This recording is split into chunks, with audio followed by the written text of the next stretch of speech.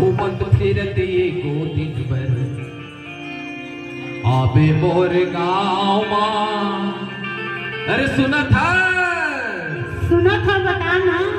घूमत फिरत एको दिन भर आबे मोर गाँव माँ।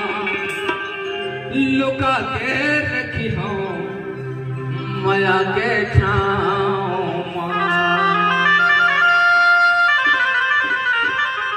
अब ये माया है दो प्रकार के होते। आदमी हम माया करते हैं अपन धन संपत्ति के लिए, एक क्षण माया अपन संपत्ति के लिए होते और दूसर माया अपन मायारू बनते।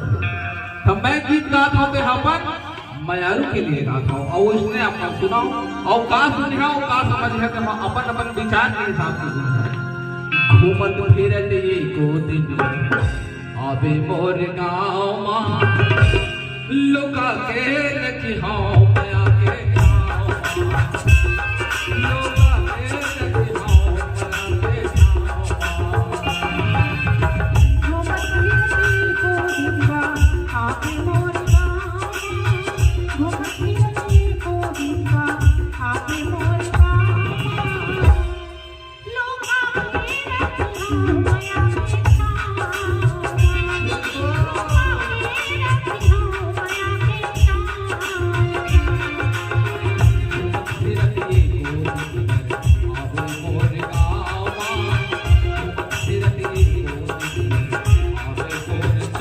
माँ।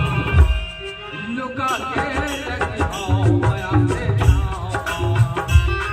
लुका के रखी हूँ माया के छाँव